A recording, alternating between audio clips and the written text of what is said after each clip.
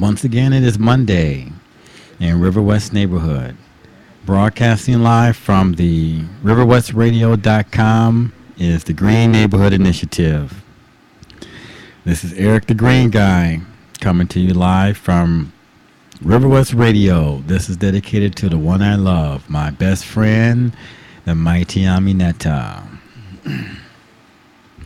Today, as usual, we're going to talk about green initiatives we can take in our home and in our neighborhood, which will improve our quality of life, save us some money, and make the world a better place to live in.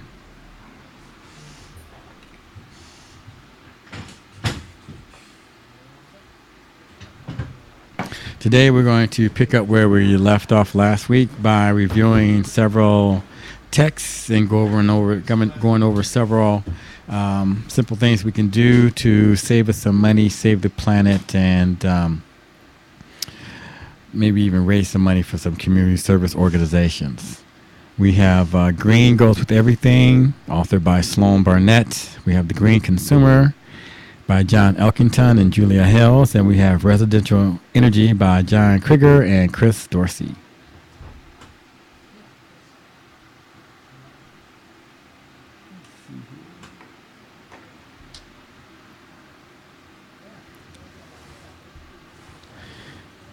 Now, with the Green Goes With Everything,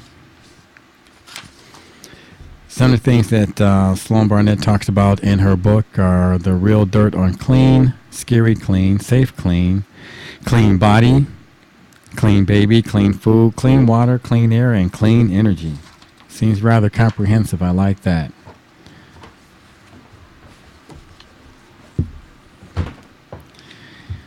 And then with the Green Consumer, John Elkington and Julia Hills, they go over automobiles, food and groceries, garden pet supplies, green gifts, home and energy furnishings, personal care products, and green travel.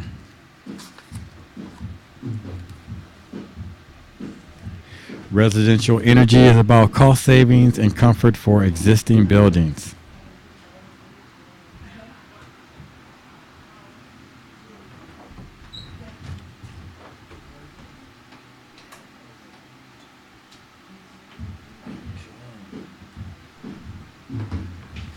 So let's start with some cost savings and comfort for existing buildings information.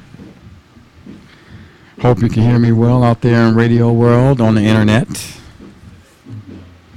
Now the number here, if you have some questions or comments, is 414-935-2951. Again, that's 414-935-2951.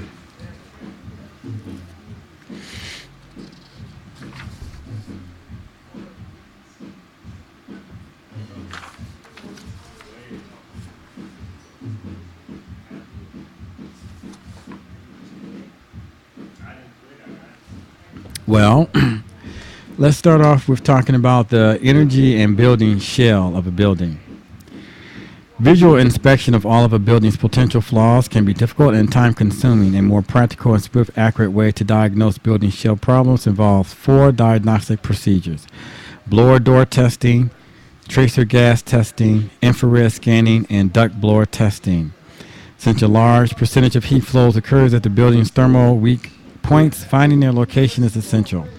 Rather than seeking out each possible flaw and applying a prescriptive treatment, you can test and diagnose the problems and treat them in order of priority. Diagnostic equipment can reduce the time needed to find important flaws in insulation and air barrier. In the 1970s, scientists and technicians began using blower doors and tracer gas analysis to measure and locate air leaks. Blower doors are pressure testing devices for the air barrier of a home. Tracer gas testing measures air leakage at natural pressures. Infrared scanners allow energy specialists to view heat flow through the building's thermal flaws. Ducts, as in heating ducts, because they are full of indoor air, should be inside the thermal boundary. Tests on homes with duct forced air distribution systems generally indicate more air leaks than homes without ducts. Testing shows that ducted forced air systems, when switched on, increase air leakage up to 5 times more than when those same systems were not operating. Special duct testing devices called duct blowers are often necessary to diagnose and correct duct air leakage.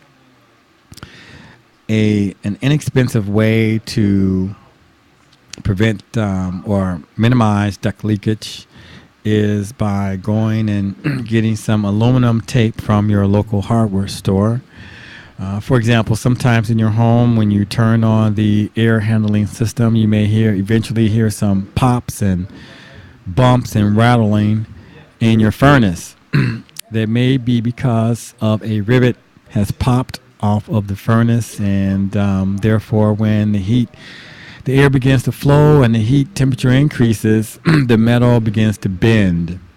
And sometimes that's the thump or bump or pop, whatever the unusual sound is that it makes. But you can pretty much associate the sound with the activity of your heating system when you turn it on, and when you do hear it, you know it's related to that. Well, the cause again may be because of some rivets on your furnace or the duct system have popped and come loose, and therefore when the heat is flowing, the warm air is going into your combustion air chamber or your basement or wherever your furnace is occupying in your home, as opposed to going through the duct system and through that into the respective rooms. So again, an inexpensive, not long-term, but an inexpensive immediate solution for that would be to apply some aluminum tape to seal the opening where there once was previously a rivet binding or having the metal surfaces together. Now back to blower door testing, which is a practical and effective technique for estimating air leakage in homes. The blower door basically consists of a panel with a built-in fan that fits in the open doorway. The fan pressurizes the home to a standard pressure. Gauges then measure the air leakage. Blower door testing helps energy professionals determine air tightness and decide if air sealing work is necessary. If the building needs air tightening, a blower door also helps locate specific areas in the home that allow air leakage.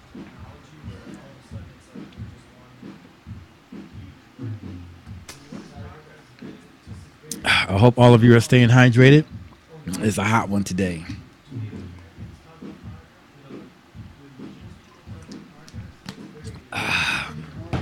Water. It's what's good for you.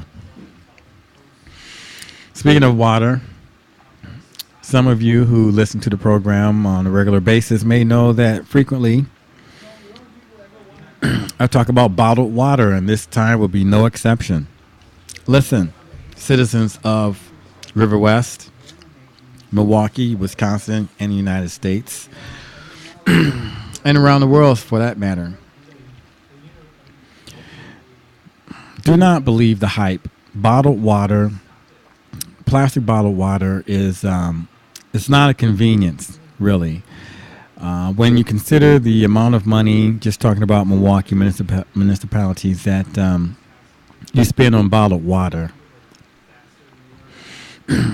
you come out a long way ahead of simply filtering your water, your drinking water at the tap. The reason why so many people buy bottled water is through conditioning, through marketing and advertising, and seeing certain celebrities hold up a bottle of so-called smart water. The only thing really smart about smart water is the marketing.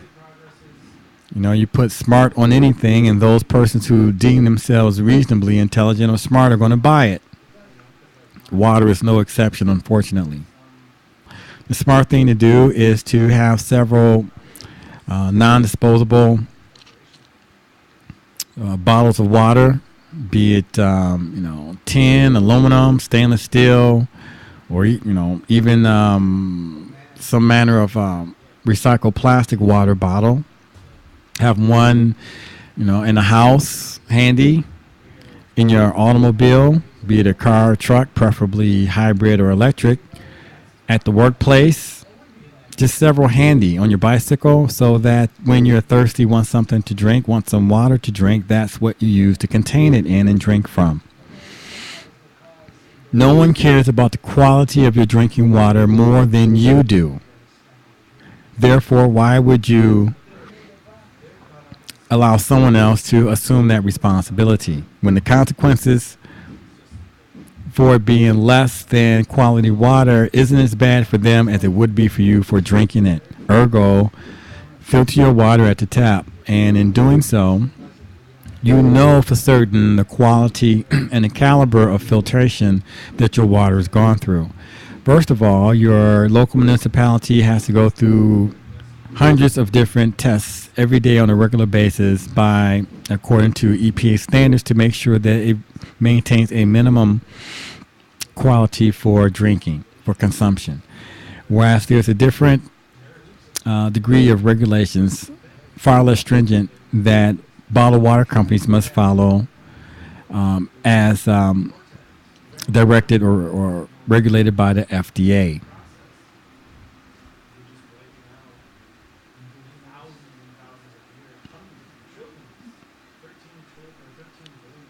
Oh, okay, here we go.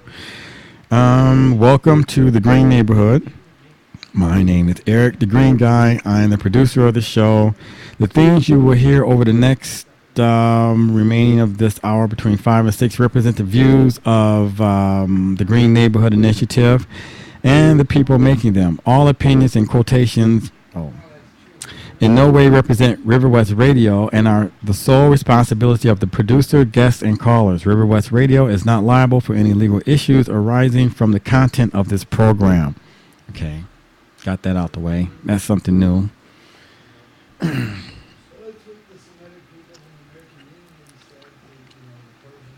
Yeah, a water filter can be the type that you simply pour at the top and it percolates through preferably a carbon-based filtration system into the bottom part of the pitcher or carafe, as the case may be, and then you place it in your refrigerator and drink it when you want. There are some water filter systems that let you know when the filter needs to be changed, and if you want to know about those, you can give me a call at 414-935-2951, and I'll be happy to go into that more detail. And plastic lasts a very long time, and our consumption of water via plastic bottles is a detriment to our environment. Now, within our lifetime, it may not be problematic. However, within the lifetime of all too many sea creatures, it's killing them.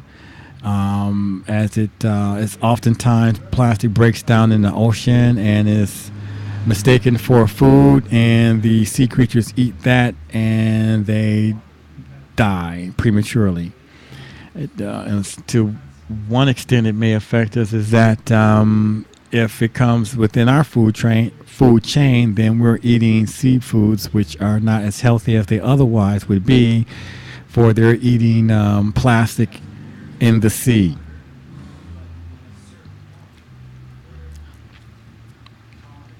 I tell you what, I have a good idea for use of a plastic bottle, be it like a 2-liter plastic bottle can be used for saving water in your home. The home toilet is the device that consumes the most water in the home, and that can be reduced by 1 or 2 liters by simply taking a plastic water bottle, putting it marbles or rocks at the bottom of it, filling it up with water, placing the cap on top, placing it in the tank. So every flush thereafter, if the bottle is a 2-liter volume, then every flush you're flushing 2 liters less of water through the system.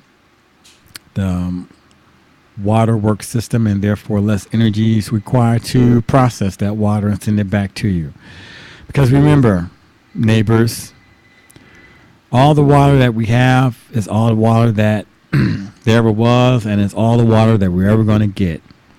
Water is recycled eventually, sooner or later.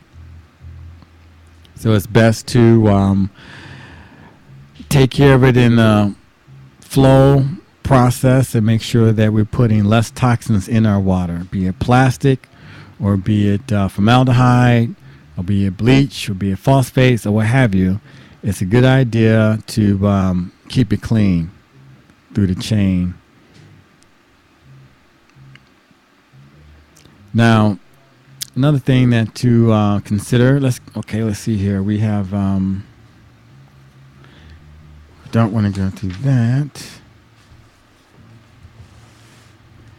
Okay, now we're going to hop from. We talked about blower door testing, and blower door testing is something that's very helpful. It's something that many clients have questions about when I go into their homes and we're doing energy audits, and that's opportunity to communicate with the resident and help them understand what we're doing, why we're doing it, and how it can be a benefit to them.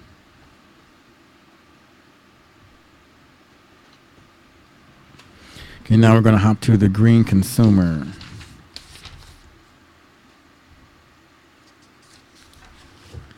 This book asks some great questions. Great questions. One of the good questions that it asks in the Green Consumer, written by John Elkington, is what is green? And he follows up saying there are two basic ways in which a product can be considered green. It could have more environmentally sound contents. It could be wrapped in environmentally sound packaging, or both. Ideally, a green product is one that is not dangerous to the health of people or plant or animals, does not cause damage to the environment during manufacture, use, or disposal, does not consume a disproportionate amount of energy and other resources during manufacture, use, or disposal, does not cause unnecessary waste due to either excessive packaging or to a short, useful life, does not involve the unnecessary use of does not involve the unnecessary use of or cruelty to animals, nor does it use materials derived from threatened species or environments. A green product ideally should not trade price, quality, nutrition, or convenience for environmental quality. And for insight as to where to acquire some green products, again, you can contact me at 414-935-2951 and be happy to refer you to some websites, manufacturers, and so forth. Because bottom line, there are alternatives to conventional products that we use in our home. We use in our home what we do due to successful Madison Avenue mass marketing via the boob tube or television, followed up by radio and glossy magazines. And by TV, I mean broadcast, satellite, and cable. If it's ready to use right off the shelf, it's probably not as green as it otherwise could be. Bottom line is, if you can make a pitcher of orange juice from concentrate, you can make a bottle of household cleaner from concentrate. And in doing so, you're going to be saving money and saving the environment at the same time. Why would you want to pay for the transportation and shipping of water from from any state just to be used here locally? A bottle of brand X household cleaner or multi-purpose cleaner, 99% of it is water. Water that was taken from some other resource, blended with some coloring and some so-called cleaning agents, placed in a plastic bottle, a bottle with a nice attractive label on it, loaded onto a semi-truck, hauled across the country, stacked on a shelf, and just waited for you to buy it. The whole process is detrimental to our health, and it doesn't do as much for your pocketbook as opposed to simply having what you specifically want delivered directly to your home.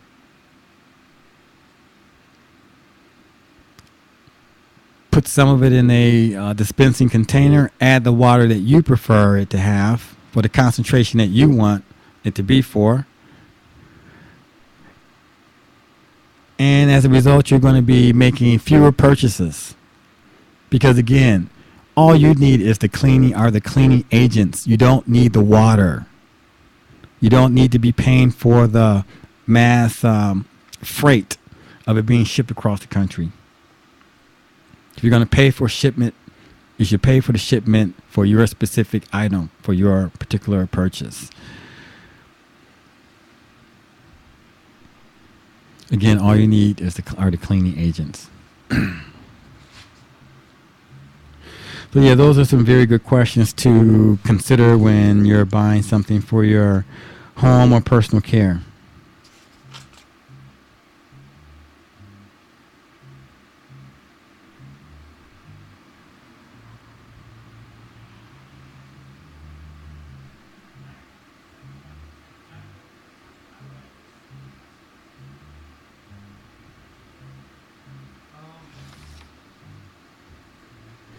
Well, here's some interesting information. How the American way of life is destroying the earth.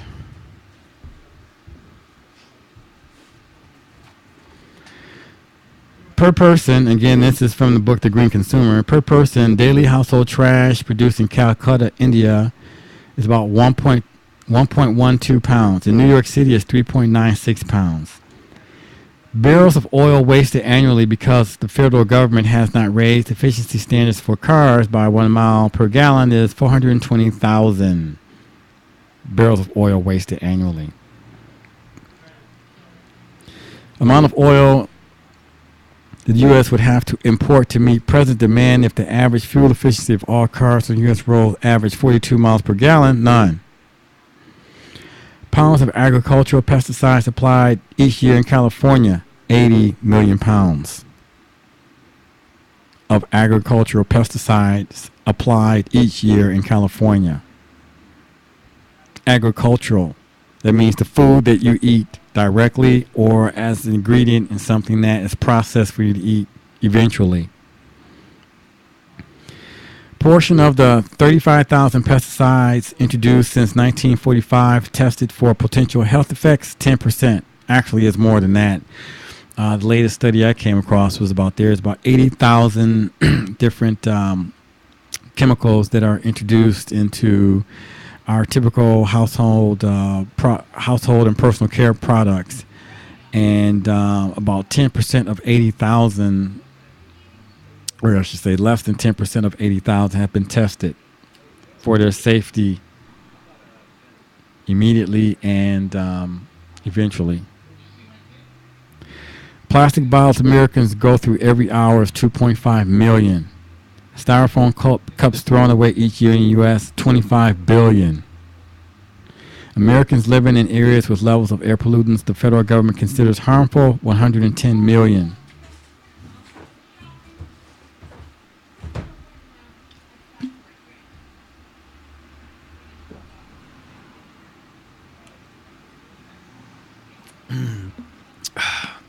Just had to hydrate myself.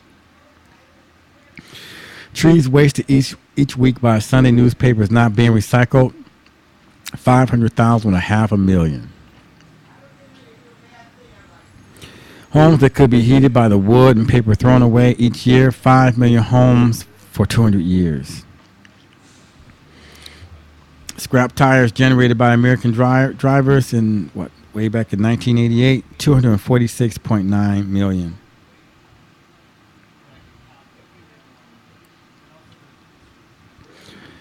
Northern fur seals drowned each year by lost plastic fishing net, 500,000 seals drowned each year by plastic fishing nets that are lost by the fishermen, 500,000 sea creatures.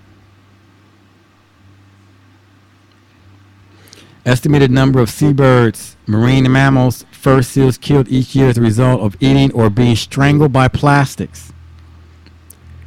1 million seabirds, 100,000 marine mammals, and 50,000 fur seals killed each year as a result of eating or being strangled by plastics. Way to go, plastic. Gallons of water that can be contaminated by a single quart of motor oil, up to 2 million. Grazing area required to produce a single all beef hamburger, 55 square feet. Takes 55 square feet, 55 square feet to produce a single all beef burger. How about them burgers? Feel like barbecuing today. Feel like you're being barbecued today. It's a hot one. Bottom line that the American way of life is destroying the earth. Specifically, our consumption is destroying the earth. The rate at which we consume is destroying the earth. And it need not be that way, save for the multinational conglomerates would like to perpetuate this way of life for their quarterly profits and their shareholders. You see, they have the means and wherewithal to distance themselves from the environmental havoc that our consumption wreaks upon the country, our state, and our county, and our neighborhoods. You think about that a company wants to come into your area and do some mining. I want to do some fracking, or whatever the case may be. You have to consider that true enough, you may have a job, but if the job, the job that they're providing for you, does not pay you enough to move your family out of this environment that's been destroyed through the job that you have, then in effect you're going to be left living there while they're living elsewhere, enjoying the profits off your labor. Or to put it another way, they're screwing up your backyard for profit, and you're not welcome in their backyard when it's all said and done. Even if you were welcome, you will only be able to be a visitor. You wouldn't be able to afford to live there because they're not paying you enough to move your family to a different part of your state or the country after you have laboriously wreaked havoc upon the environment for their quarterly profits. It just doesn't make any sense. To me, at least.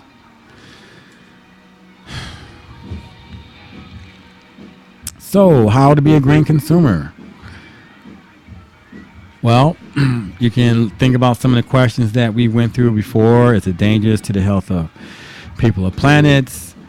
Does it involve the unnecessary use of or cruelty to animals? Is the container recyclable or is it biodegradable?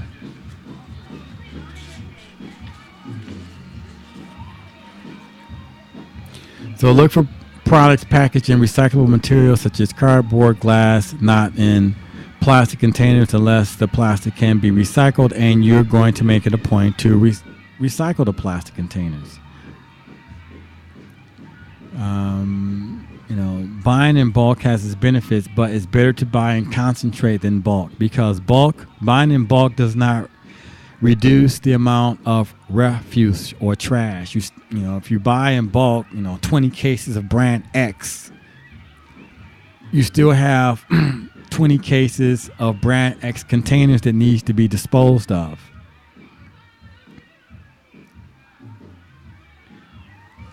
However, if you buy, brand, Y instead of brand X, you buy brand Y, and it's super concentrated. That, by its very nature, means that you'll need to purchase fewer containers to get the amount of work done you want to get done during the course of your lifetime.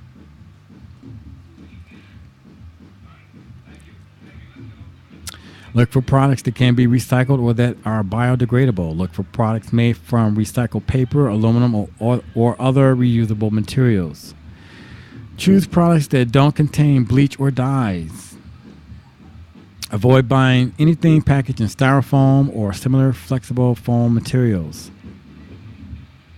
Do not confuse green with healthy. Not everything packaged in a recyclable packaging is necessarily good for you or the environment. Carry your products home in paper, not plastic bags. Better yet, bring your own cloth bag.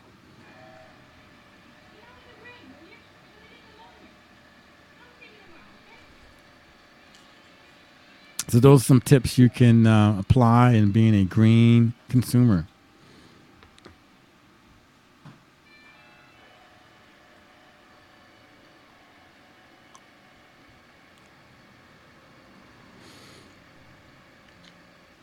How about the environment?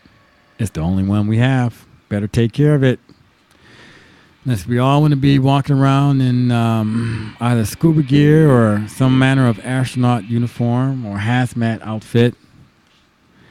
We better take care of the environment because it's the only one we have. And if there is or does become another habitable environment, either undersea or some space station or moon base or what have you, whatever the case may be, your everyday American will not be afford to make the trip. Acid rain. How about that acid rain? The two biggest pollutants that contribute to acid rain are sulfur dioxide, which comes primarily from electric utilities burning of high sulfur coal, or nitrogen oxide, which also result from utility combustion as well as the engines of cars and trucks. Once in the air, sulfur dioxide and nitrogen oxide combine with other airborne chemicals and water to form sulfuric acid and nitric acid and undergo further chemical reactions to become sulfates and nitrates. When these chemicals mix with rain, sleet, snow, or hail, they fall to the earth where they can wreak havoc on just about everything. Even during dry weather, these acidic particles or gases can form on the ground where they mix with the soil or are taken up directly by plants. Perhaps plants that you and I eat.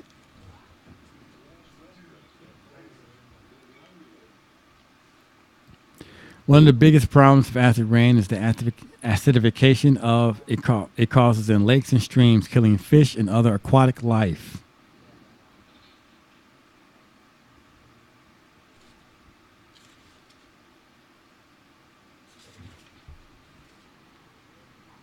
What you can do, there are limits to what individuals can do to control acid rain. However, there is at least one major solution: conserve energy. Much of the problem results from industrial emissions, especially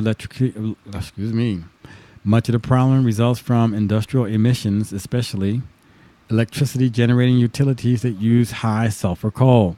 Reducing the need to build additional power plants is one effective means of easing the problem. At home, energy wasting appliances are a major and needless drain on our resources. Switch to energy efficient appliances not only save money over the long term, but also drastically reduces energy utility needs. According to the American Council for Energy and Efficient Economy, if every household in the U.S. had the most energy efficient refrigerators currently available, the electricity savings would eliminate the need for about 10 large power plants. Also, we have the advent of hybrid and electric automobiles. There are biodiesel automobiles, which, as we made reference to earlier, nitrogen oxide results from, in addition to utility combustion, engines of cars and trucks. Nitrogen oxide from the engines of cars and trucks. Thus, were we to drive more hybrid, electric, and biodiesel vehicles, that would help reduce the problem of acid rain.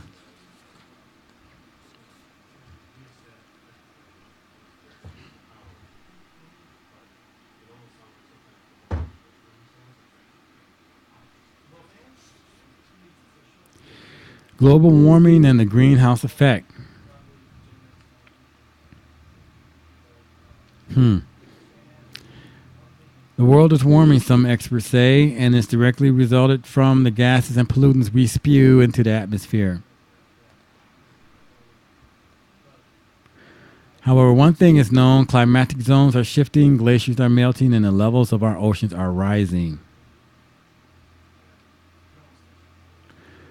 Well, since the beginning of time, the sun has been beating down on the earth, providing warmth and daylight. Once it reaches the earth, the heat bounces back into space. If it didn't, if some of all the heat were trapped in the earth's atmosphere, the planet would gradually become a warmer place. Hmm.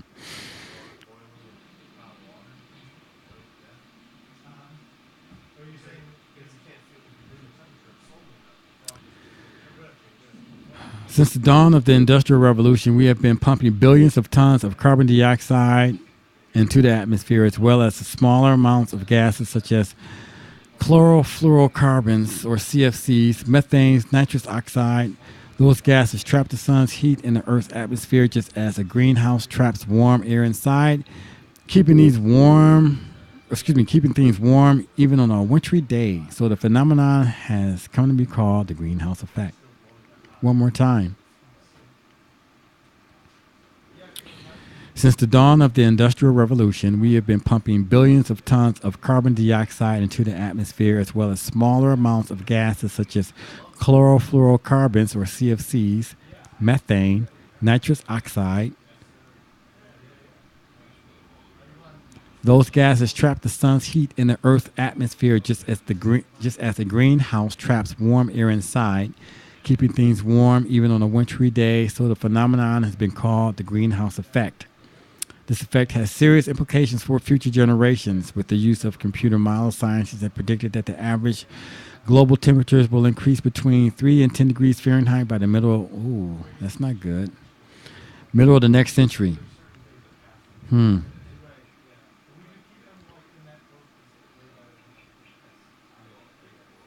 Wow. Well, carbon dioxide.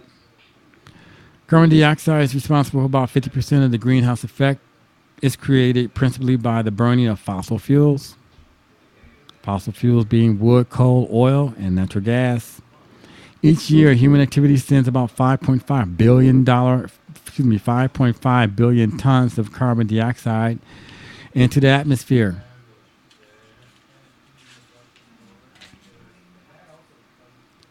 We generate about 6 tons of carbon dioxide per person annually. Man, that's not good. Those chlorofluorocarbons, methane, nitrous oxide. Wow. CFCs, which account for roughly 15 to 20% of the problem, are industrial chemicals manufactured for use as coolants, i.e., refrigerators and air conditioning, cleaning solvents in computer manufacturing, plastic, such as styrofoam, and foam installation. CFCs are the principal material responsible for the destruction of the atmospheric ozone layer. Methane contributes about 20% of the greenhouse effect. It's produced by landfills when organic waste breaks down, as well as in production of livestock, especially plant-eating animals, and farming due to the effects of nitrogen-based fertilizer and in rice paddies. So, yeah. How about that hamburger? Methane. Methane. But, again, we can reduce our deposits into landfills by recycling the contents of our household and personal care products, and buying products for the house that are recyclable, that are super concentrated, so that we're making fewer purchases. Again, we should bear in mind that we got one planet, one environment, and we won't be getting another. So what can you do? There are several things that individuals can do to stem the tide of the greenhouse effect. Number one, conserve energy. Eliminate CFC pollution. Reduce your garbage. Reduce your garbage by recycling, pre-cycling, and composting. Composting is a good thing. Remember, methane is produced by landfills when organic waste breaks down. So compost. Plant a tree. Do something positive. Plant a tree. Sit under the shade. Do something that's going to put something good into our environment, as well as avoid putting bad things into our environment. Plant a tree. Buy organic food. Now, that is a luxury for some people.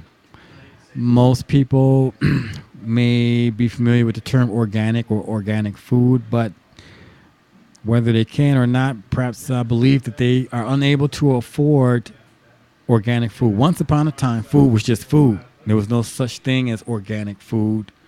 And in terms of how we use it today, because most food consumed by our grandparents and great grandparents and so forth was just naturally produced food. No pesticides or fertilizers or other chemical compounds added to make it faster, fatter, and so forth. This reminds me of a movie which I like. It's an old Charlton Heston movie called Soylent Green. And it's supposed to be futuristic. However, I think sort of we're living in the days of Soylent Green right now. Although, as far as I know, we're not eating food made out of soybeans, lentils, and humans. We are eating food that by generations past would not be defined as food, more like food stuff. Anyway, in the movie Soylent Green,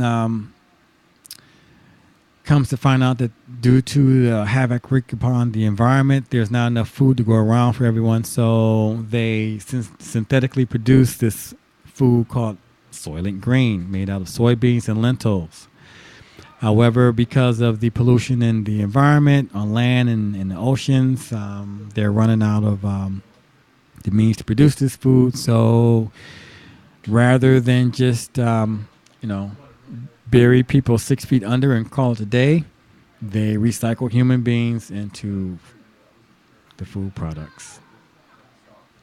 And where I see the comparison is that if you're informed and perhaps well educated, either formally or informally, and you make a decent income, you can afford to shop at the organic store, or you have the time to have your own garden or make your own garden and so forth. Bottom line is that there's a class stratification of our eating habits. Those who are informed and have the means to do so can either put the time into growing their own food or can afford to go to a store that sells organic food. The rest are simply left to buy what they can when they can and make it as tasty as they possibly can.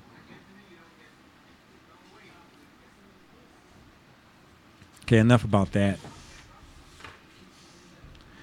One simple thing that we can do to conserve energy is by now, everyone should be aware of the benefits of purchasing CFLs or compact fluorescent light bulbs. There's really no advantage in buying an incandescent light bulb anymore these days. Moreover, LEDs or those are becoming less expensive for home use.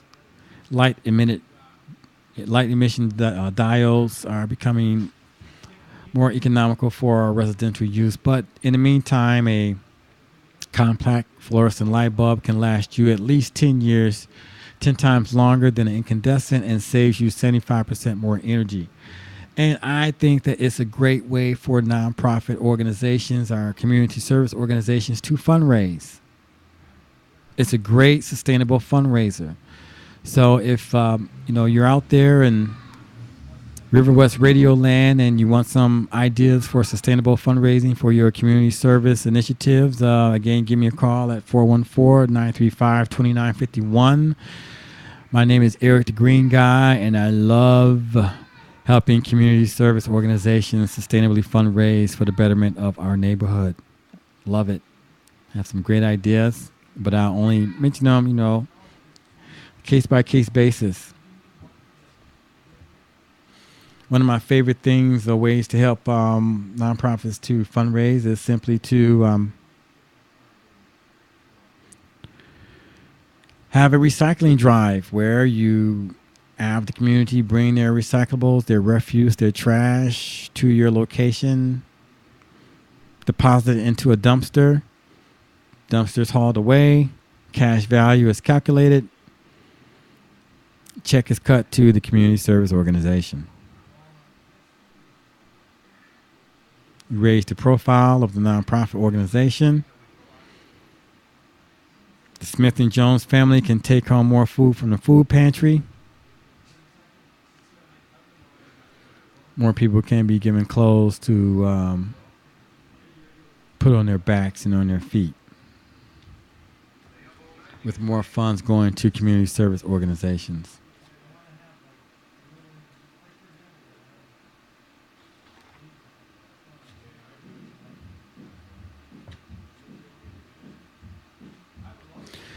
So, what can we do about global warming and the greenhouse effect?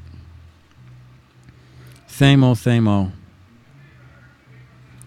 You got to conserve, use energy efficient appliances, be a conscientious consumer.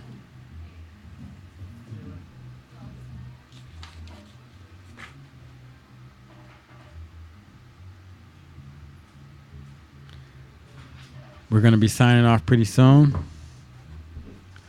And this is Eric the Green Guy, broadcasting live. This is dedicated to the one I love, the mighty Aminata, my best friend.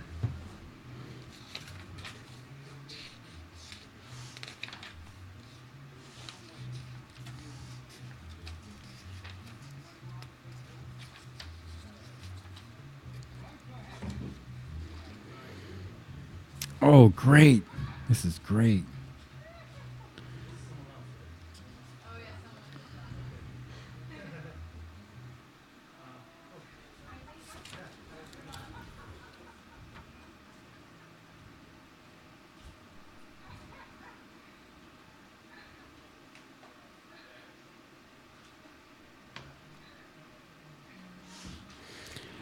Gather all of your cleaning products and read the labels. Notice how dangerous and toxic they are, and then take a deep breath, but not near the cleaning products. Take all the ones that say danger, poison, or contain chlorine, bleach, or ammonia. Put them in a garbage bag. Call your local sanitation department and ask them how to dispose of them safely. Then buy green cleaning products and breathe deeply and safely. Find out how to use green cleaning products to fundraise for your community services.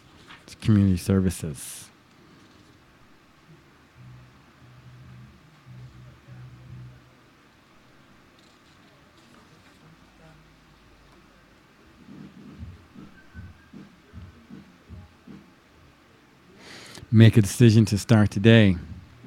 Pick one area of change that you are most passionate about.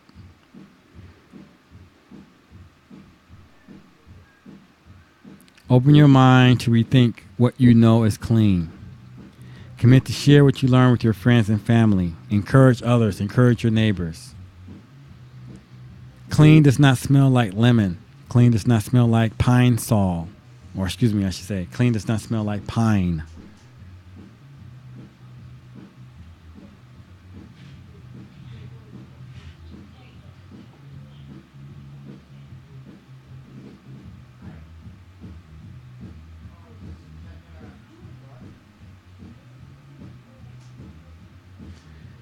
Yeah, so we're going to be signing off pretty soon. Thank you for tuning in to the Green Neighborhood Initiative.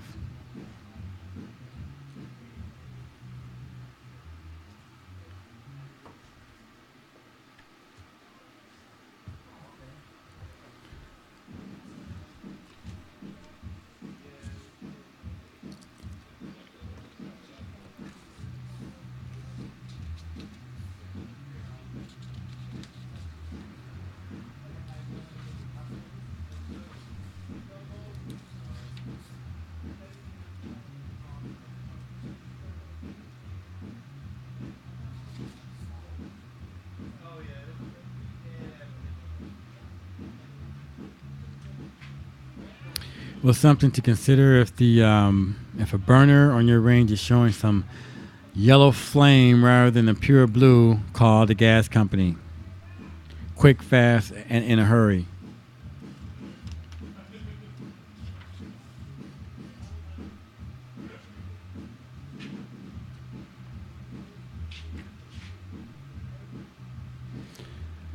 Make a vow to stop buying bottled water now.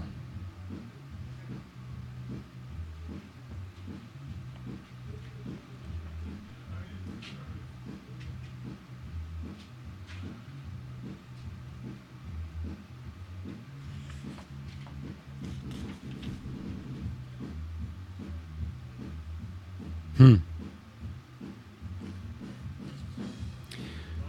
Some water conservation things to consider are getting some low flow aerators for your kitchen and bathroom sinks. Find the leaks in your home, particularly underneath the sinks and in the toilet. You can identify a leaky toilet by placing some food coloring tablets in the tank. And if you see coloring in the bowl, then you know there's a leak.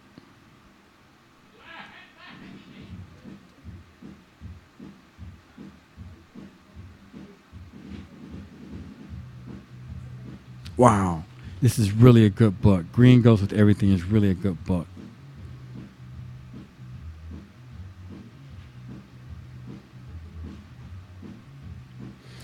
Yeah, we use a lot of water, Americans, and we waste a lot too.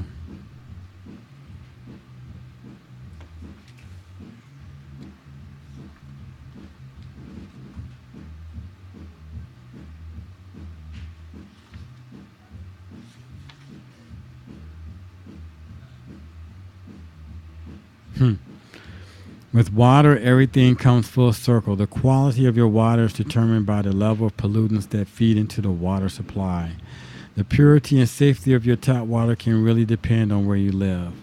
Bottled water is absolutely not the solution. Not only are all the plastic bottles bad for the planet, but bottled water may be held to a lower standard than tap water, and some brands may contain unsafe contaminants.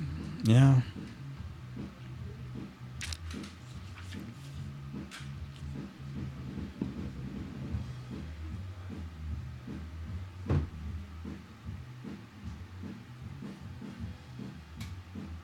Okay, we're going to be signing out. Got another crew coming in here to River West Radio. Thank you for tuning in. I hope that you've picked up something to inspire you or that you can apply into your home and creating a healthier home environment for yourself and by extension creating a healthier neighborhood for us all. Thank you for your time.